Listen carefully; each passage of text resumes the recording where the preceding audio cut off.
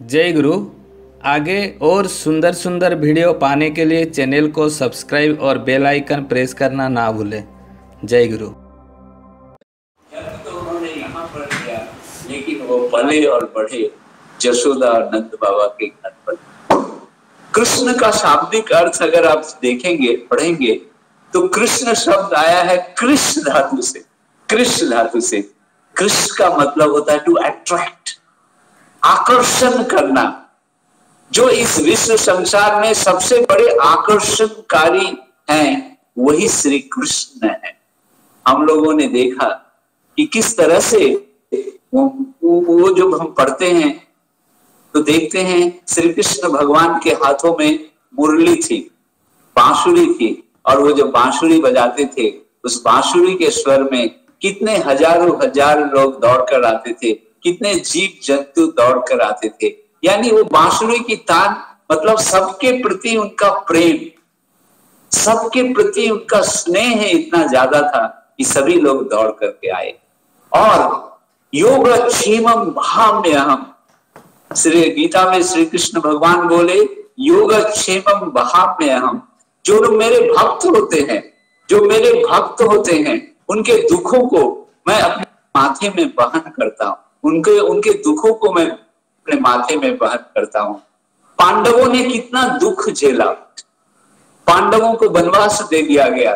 पांडवों ने सिर्फ यही प्रार्थना की थी, इसे 5 गांव दे दीजिए।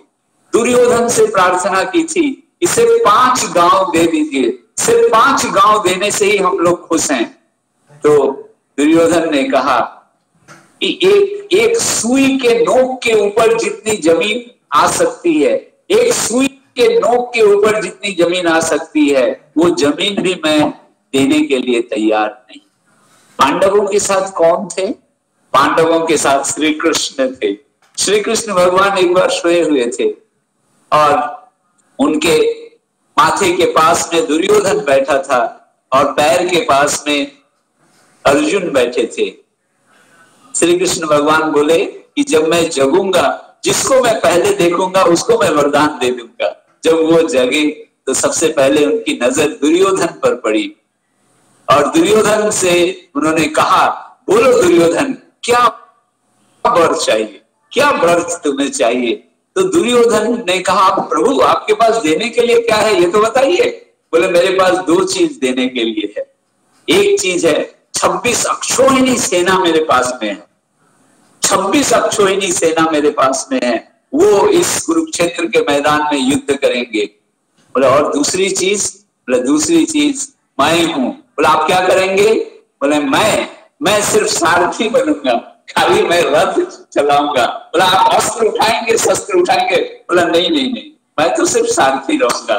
तो दुर्योधन ने कहा कि मेरे पास तो बहुत सारे सारथी हैं, मेरे पास एक से एक सारथी हैं, एक से एक सुंदर रथ चलाने वाले लोग हैं, मुझे सारथी की जरूरत नहीं चाहिए, मुझे सेना चाहिए, 26 अक्षोहिणी सेना चाहिए जो युद्ध करेंगे और पांडवों को वो युद्ध में पराजित करेंगे। इसलिए आप मुझे 26 लाख अक्षोहिणी सेना दीजिए। श्री कृष्ण भगवान ने कहा एवमस्तु, वही तुम्हें मिलेगा।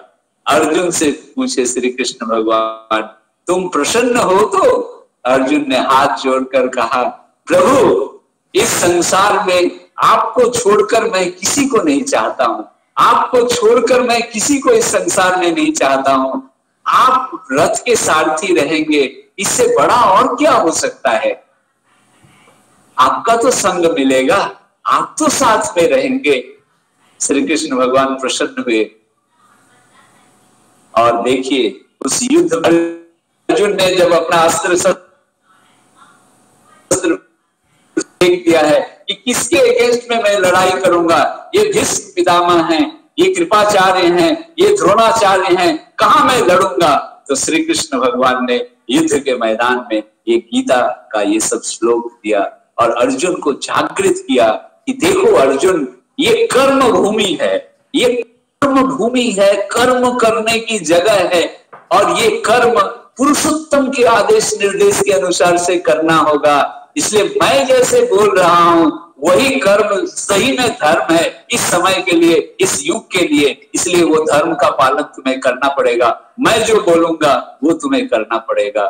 और अर्जुन ने तीर कमान उठाया। उठो पार्थ गांडीव संभालो, हम लोग बचपन में कविता पढ़ते थे, उठो पार्थ गांडीव संभालो, हे अर्जुन उठो और अपने गांडीव को तुम संभालो। उस कर्ममय पथ पर अर्जुन लोगों के साथ, सबके साथ आगे बढ़े। और रथ को चलाने वाले कौन थे? श्री कृष्ण भगवान थे। ये रथ और सारथी तो सिंबॉलिक है। हम अपने जीवन के रथ का सारथी किसको बनाएंगे?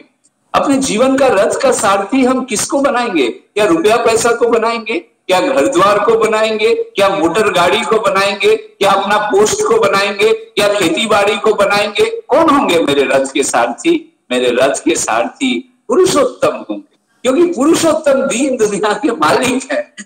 वो दीन दुनिया के मालिक है, वो हमें उस पथ पर ले जाएंगे, दूसरा कोई उस पथ पर नहीं ले जा सकता है। इसलिए मैं पुरुषोत्तम के चरणों में मैं आत्मसमर्पण करूंगा,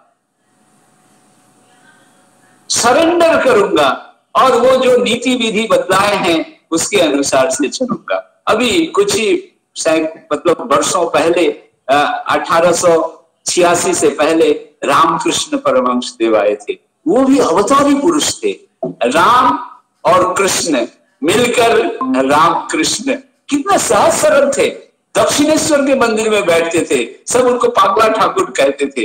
जब एक बार वो जमींदार माँ वहां पर रानी रासमणी एक बार माँ काली का दर्शन करने के लिए बैठी और ध्यान कर रही है, तो बगल में रामकृष्ण परमहंस देव जो दक्षिणेश्वर काली मंदिर के पुजारी थे, उन्होंने गाल में एक थप्पड़ मारा। सब लोग दौड़ कर आए, रानी माँ के गाल में थप्पड़, और एक साधारण पुजारी जिसे रुपया पैसा दिया जाता है, साधारण पुजारी रानी माँ के गाल में थप्पड़ मारेगा। तो जब पूछा गया तो उन्होंने कहा, वो ये कहकर थप्पड़ मारे, এখানে বসেও সংসারের চিন্তা, এখানে বসেও সংসারের চিंता। यहाँ पर बैठ करके भी, माँ काली के सामने बैठ करके भी आप संसार की चिंता कर रहे हैं।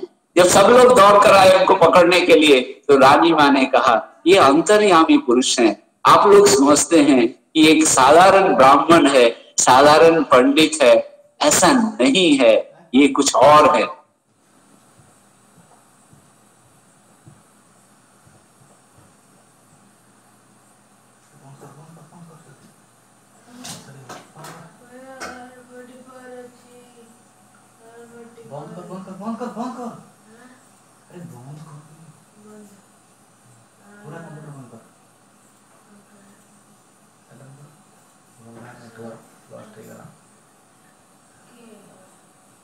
वो मेरी जीवंत माँ है, वो मेरी जीवंत माँ है। बोले रखिए माँ अपने पास, वो जीवंत नहीं है, उतनी छोटी सी वो आपकी माँ कैसे हो सकती है? छोटी सी काले पत्थर के मूर्ति को आप माँ करके पूजा करते हैं।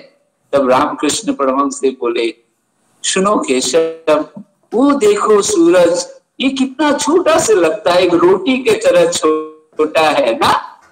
केशव बोले कि प्रभु ये रोटी के जैसा छोटा नहीं है, ये पृथ्वी से कितना ज्यादा बड़ा है। तो रामकृष्ण परमहंस देव बोले, फिर ये छोटा कैसे लगता है? वो बोला, चूंकि हम लोग बहुत दूर है, लाखों लाख किलोमीटर दूर है, इसलिए बड़ा सा सूरज हम लोगों के सामने छोटा लगता है। रामकृष्ण परमहंस देव बोले, ये बड़ा सूरज बड़ा कब लगेगा? बोला केशव चंद्र बोले कि मैं जब धीरे धीरे धीरे धीरे सूरज के सामने पहुंचूंगा तब वो सूरज बड़ा लगने लगेगा। रामकृष्ण परमहंस देव बोले, वही तो मैं कहता हूँ, तुम भवतारिणी से बहुत दूर हो, इसलिए भवतारिणी बहुत छोटी लगती है, पत्थर की प्रतिमा लगती है। जब तुम्हारे अंदर मातृभाव आएगा और तुम भवतारिणी के पास में आओगे तो समझ पाओगे भवतारिणी क्या है। भवतारिणी क्या? उस युग में, जिस युग में रामकृष्ण परमहंस देव आए थे, इसी चीज की जरूरत थी, क्योंकि मनुष्य का विश्वास भटक गया था। मनुष्य का विश्वास भटक गया था। मनुष्य को क्या करना है, नहीं करना है, ये सब कुछ नहीं मालूम था। और इतना बड़ा विदेशियों का जो आक्रमण हुआ था, इससे हमारी सभ्यता और संस्कृति बहुत बिखर चुकी थी, टूट चुकी थी। रामकृष्ण परमहंस देव आए फिर से लोगों के अंदर मातृभाव की प्रतिष्ठा किए और बोले कि इस माँ की आराधना के माध्यम से ही, मातृभाव हृदय में प्रतिष्ठित करने के माध्यम से ही हमारे अंदर में शक्ति आएगी, हमारे अंदर में एकता आएगी। वो विवेकानंद जी उनको ग्रहण किए थे, स्वामी विवेकानंद जी, नरेंद्र नाथ दत्त। अगर वो रामकृष्ण परमहंस देव को ग्रहण नहीं करते तो नरेंद्र नाथ दत्त के रूप में 50, 60, 70 लोग उनको जानते, उनके अड़ोसी पड़ोसी जानते, लेकिन वो रामकृष्ण परमहंस देव को ग्रहण किए थे, इसलिए लोग जान पाए कि ये स्वामी विवेकानंद हैं। और जब रामकृष्ण परमहंस देव देह छोड़ रहे थे, उन्होंने कहा, नरेन तुम रो नहीं, मैं फिर से आऊंगा, मैं फिर से आऊंगा, 2 वर्ष के बाद में आऊंगा, मैं ईशान कोण में आऊंगा, मैं ब्राह्मण कुल में जन्म लूंगा। इस बार मैं सारी समस्याओं का समाधान नहीं दे पाया, लेकिन इसके बाद मैं जब आऊंगा আমি ঘোমটা খুলে দেব, আমি ঘোमटा खुले देव, रामकृष्ण परमहंस देव बोले। यानी उस समय में सारी समस्याओं का समाधान होगा, मैं विप्र कुल में आऊंगा। 1886 में रामकृष्ण परमहंस देव देह छोड़े थे और ठीक उसके 2 वर्षों के बाद 1888 में श्री ठाकुर अनुकूल चंद्र जी आए। जिस तरह से रामकृष्ण परमहंस देव जी ने कहा था कि वो दोबारा कैसे आएंगे, ठीक उसी तरह से ठाकुर अनुकूल चंद्र जी आए। और ठाकुर जी की पुस्तकों में रामकृष्ण परमहंस देव का बहुत जगह में उन्होंने उन्हें उद्धृत किया है। वो सत्यानुसरण में कहते हैं, ठाकुर रामकृष्ण बोलेছিলেন कामिनी कांचन থেকে दूर दूर दूर अनेक दूरे থাকো, कामिनी कांचन से दूर दूर दूर बहुत दूर रहो। उसके बाद ठाकुर जी उसमें जोड़े, ठाकुर अनुकूल चंद्र जी जोड़े, कामिनी शब्द से काम हटा देने पर वो माँ हो पड़ती है, कामिनी शब्द से काम हटा देने पर वो माँ हो पड़ती हैं, और सभी नारी ही है उस माँ का रूप, सभी नारी ही है उस माँ का रूप। इस तरह से ठाकुर जी बोले मातृभाव प्रतिष्ठित नहीं होने से नारियों के चेहरे के तरफ भी नहीं देखना चाहिए। मातृभाव हृदय में नहीं आने से, प्रतिष्ठित नहीं होने से उसे देखना नहीं चाहिए, नारियों का मुख दर्शन नहीं करना चाहिए। और गणित विद्या, रसायन शास्त्र और दर्शन शास्त्र का सम्यक अध्ययन करने से काम की जो इच्छा है वो धीरे धीरे खत्म हो जाती।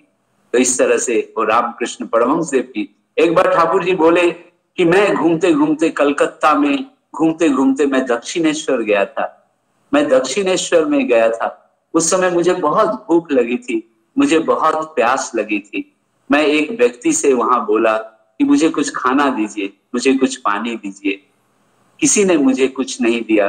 तो मैं जब वहां पर घूमने लगा तो मुझे लगा कि ये तो मेरी बहुत जानी पहचानी जगह है, ये तो मेरी बहुत जानी पहचानी जगह है। ठाकुर अनुकूल चंद्र बोल रहे हैं, ये तो बहुत जानी पहचानी जगह है।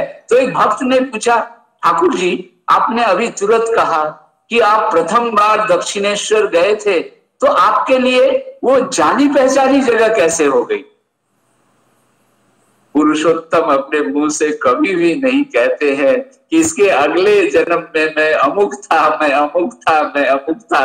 वो कैसे अपने श्रीमुख से बोलेंगे कि इससे पहले रामकृष्ण परमहंस देव मैं ही था और इसी दक्षिणेश्वर के मंदिर में बैठकर मैंने साधना की थी। उसको घुमाकर ठाकुर जी बोले कि नहीं, इस दक्षिणेश्वर के बारे में लोगों से मैं कुछ कुछ सुना हूं, लोगों से मैं कुछ कुछ सुना हूं। कह रहे हैं ये मेरी बहुत जानी पहचानी जगह है। जब भक्तों ने पूछा तो कह रहे हैं सुना था मैं ऐसा, इसलिए बोल रहा हूं। उसके बाद एक जो वो बट वृक्ष है, जो बड़ा सा पेड़ है, पंचवटी का वो जो गार्डन है, उस पेड़ के नीचे ठाकुर जी सो गए हैं। ठाकुर जी अपने श्रीमुख से बोलते हैं, कुछ देर के बाद मैंने देखा एक श्याम वर्णा नारी आई है, केस बहुत लंबा लंबा है, उनका पैर का झुमुर बज रहा है।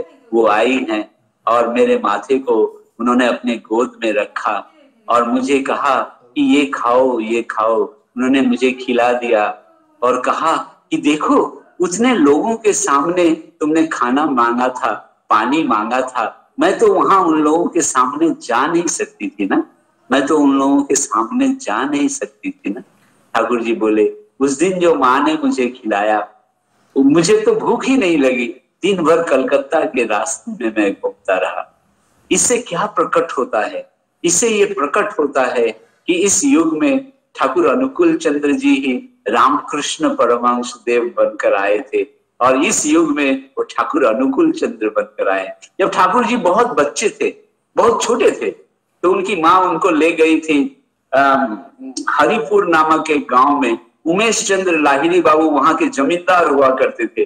छोटे से अनुकूल चंद्र जी को लेकर माता मनमोहिनी देवी उमेश चंद्र लाहिड़ी दादा जमींदार साहब के घर में गए हैं, और वो जमींदार साहब श्री कृष्ण बाल गोपाल की आराधना करते हैं। बाल गोपाल को पूजा के सिंहासन में बैठाते हैं, प्रतिदिन स्नान करते हैं, फूल वूल से पूजा करते हैं, उन्हें स्नान कराते हैं, उन्हें भोग राग देते हैं, ध्यान करते हैं, उसके बाद अन्न जल ग्रहण करते हैं। उस दिन भी उन्होंने ऐसा ही किया।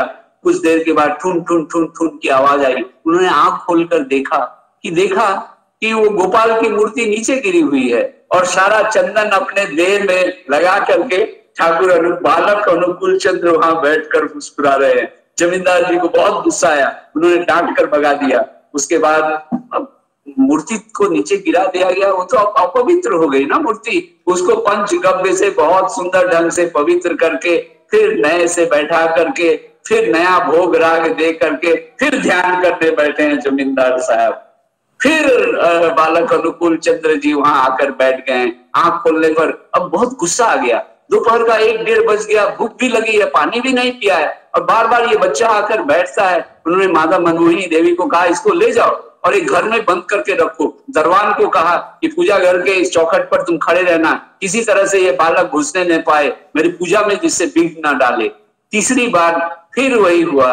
उन्होंने देखा कि वहां बालक अनुकूल चंद्र बैठे हैं। उन्हें लगा कि छिटकिनी भी बंद है, पहरेदार भी यहाँ पर है, ये फिर आया कैसे ये बालक यहाँ? उसको पकड़कर माता मनमोहिनी देवी के पास लाकर बोले, शासन करो मनु, अपने खोका को शासन करो, देखो कितना बदमाशी कर रहा है।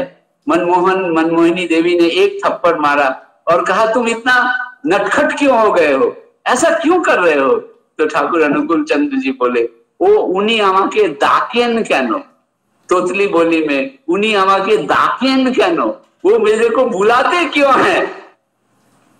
जैसे ही जमींदार साहब ये सुने कि वो छोटा सा बच्चा कह रहा है, ये मुझे बुलाते क्यों हैं, मुझे बुलाते हैं तभी तो मुझे आना पड़ता है। उन्होंने कहा, मनमोहिनी तुम्हारा खोका क्या बोल रहा है, तुम्हारा खोका की बोल छे, खोका की बोल छे? माता मनमोहिनी देवी बोली, वो बोल छे जे आपने ओके डाकेन कैनो, डाकेन बोले तो ताके जेते है। बोले, अरे मैं बाल गोपाल कृष्ण को बुला रहा हूं, मैं कृष्ण का पुजारी हूँ, कृष्ण का भक्त हूँ, कृष्ण को पूजा करता हूँ, मैं कृष्ण को बुलाता हूँ, और ये बच्चा कैसे जान रहा है कि मैं उनको बुला रहा हूँ? बालक अनुकूल चंद्र को वो गोद में ले रहे हैं, कभी नाच रहे हैं, कभी कीर्तन कर रहे हैं, कभी वो रो रहे हैं। जितना भोग राग है उस बच्चे के मुंह में, अनुकूल के मुंह में वो डाल रहे हैं और बोल रहे हैं, तुम ही मेरे कृष्ण हो, मैंने कृष्ण को बुलाया था और तुम दौड़ कर आए हो। सुनो सुनो हे ग्रामवासी, आओ आओ मेरे छोटे से कृष्ण को देखो, और उनका भोग मैं आज तुम्हें दूंगा, मेरा वो भोग आज वो ग्रहण किए हैं मेरे श्री कृष्ण, आओ तुम लोग इसे ग्रहण करो। इन्हीं शब्दों के साथ समय भी हो गया है। मैं आप सब की मंगल प्रार्थना ठाकुर जी के रातुल चरणों में करता हूँ। आप लोग सभी लोग प्रसन्न हैं। ठाकुर जी सबसे प्रेम करने के लिए आए थे, irrespective of caste, creed and religion. हमारा एज ग्रुप जो भी हो, हम जो भी प्रोफेशन में क्यों न रहे, परमपिता को पकड़ना पड़ेगा, सदगुरु को पकड़ना पड़ेगा। सदगुरु को लेकर चलने में जीवन में आनंद है। ठाकुर जी बोले, देव देवता हजार धरिस, देव देवता हजार धरिस, इष्ट जार आचार्य नय, आचार्य जार इष्ट नय, जीवन पथे चलते ताहार आछे किंतु नेहात भय। कितना भी देव देवता क्यों ना पकड़ो, लेकिन अगर इष्ट आचार्य के रूप में वर्तमान नहीं है, जीवन पथे चलते तार आछे किंतु नेहात भय।